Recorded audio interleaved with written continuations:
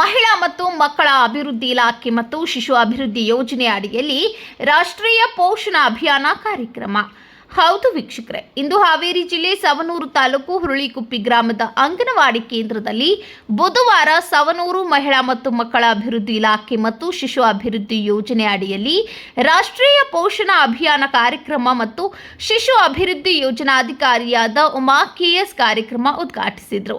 ಹಾಗೂ ಮಾತನಾಡಿ, ರಾಷ್ಟ್ರೀಯ ಪೋಷಣ ಅಭಿಯಾನದ ಅಡಿಯಲ್ಲಿ ಬರುವ ಎಲ್ಲ ಯೋಜನೆಗಳನ್ನು ಉಪಯೋಗ ಪಡೆದುಕೊಳ್ಳುವ ಜನರಲ್ಲಿ ಜಾಗೃತಿ ಮೂಡಿಸಿ ಭಾರತ ಅಪೌಷ್ಟಿಕತೆಯ ಮತ್ತು ಭಾರತವನ್ನಾಗಿ ಮಾಡಲು ಪ್ರತಿಯೊಬ್ಬರೂ ಕೈ ಜೋಡಿಸಿ ಯೋಜನೆಗಳನ್ನು ಯಶಸ್ವಿಗೊಳಿಸುವುದು ನಮ್ಮ ಕರ್ತವ್ಯ.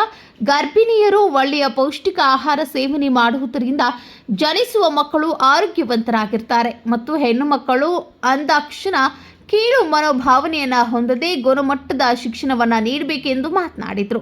ಈ ಸಂದರ್ಭದಲ್ಲಿ ಸೀಮಂತ ಕಾರ್ಯಕ್ರಮ ನೆರವೇರಿತು. ಈ ಕಾರ್ಯಕ್ರಮದಲ್ಲಿ ಅಂಗನವಾಡಿ ಮೇಲ್ವಿಚಾರಕಿಯಾದ ಸುಪ್ರಿಯಾ ಗುತ್ತಲ್, ಸಮುದಾಯ ಆರೋಗ್ಯಾಧಿಕಾರಿ ಎನ್ಜಿ ಕುರುಬರ್, ಪೋಷಣ ಅಭಿಯಾನದ ಕೋಆರ್ಡಿನೇಟರ್ ಆದ ರೇಷ್ಮಾ ನೀರಲಗಿ, ಗ್ರಾಮ ಪಂಚಾಯಿತಿ ಸದಸ್ಯರಾದ ಗೀತಾ ನಿಂಗನಗೌಡ್, ಜಯಮ್ಮ ವೈಯಾಳಿ, ಅಂಗನವಾಡಿ ಕಾರ್ಯಕರ್ತೆಯರಾದ MB Katagi, PS Basanagoud, GK Kulkarni, JP Eligar, Neelamma Nagappanavar, Patil, Champa Gaurimath, Pushpa Gudigeri ಹಾಗೂ ತಾಯಂದಿರು ಉಪಸ್ಥಿತರಿದ್ದರು.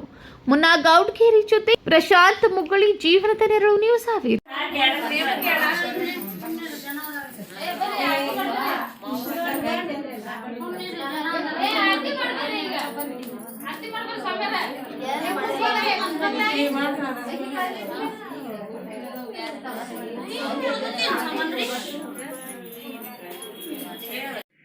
ಟೀಚರ್ ಈ ಕಡೆ ನೋಡ್ರಿ.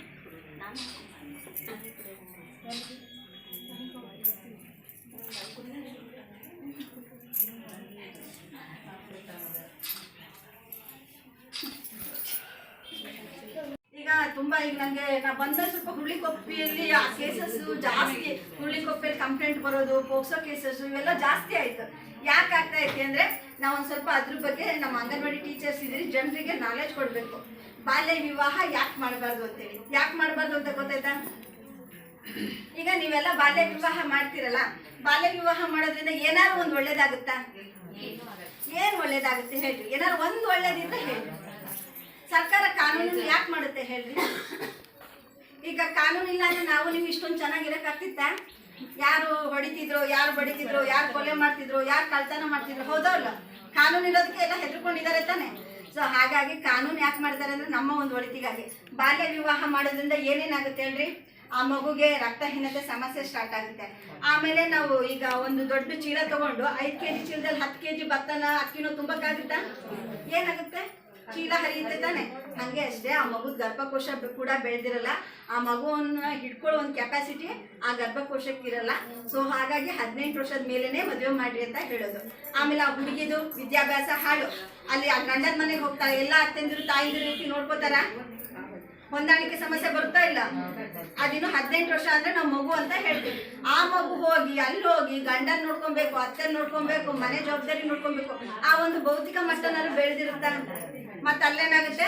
ಕೌಟುಂಬಿಕ ದೌರ್ಜನ್ಯ ಸ್ಟಾರ್ಟ್ ಆಗುತ್ತೆ. ಗಂಡ ಹೆಂಡತಿ ನಡುವೆ ಜಗಳ, ಅತ್ತೆ ಸೊಸೆ ನಡುವೆ ಜಗಳ. ಹೊಂದಾಣಿಕೆ, ಯಾಕಂದ್ರೆ ಅದೇ ಮಗು ಇರುತ್ತೆ, ಏನು ಹೊಂದಾಣಿಕೆ ಮಾಡ್ಕೊಳುತ್ತೆ ಹೇಳ್ರಿ? ಹಾಗಾಗಿ ಆಮೇಲೆ ಇನ್ನೊಂದು ಹೇಳ್ತಾರೆ, ಬಾಲ್ಯ ವಿವಾಹ ಮಾಡುವಾಗ, ಮೇಡಮ್ ನಮ್ಮ ಮಕ್ಕಳು ಯಾವುದೋ ಹುಡುಗನ್ನ ಲವ್ ಮಾಡ್ತಾರೆ, ಹಂಗಾಗಿ ನಾವು ಬೇಗ ಬೇಗ ಮದುವೆ ಮಾಡ್ತಾನೆ ಸಿಗೋದಿಲ್ಲ.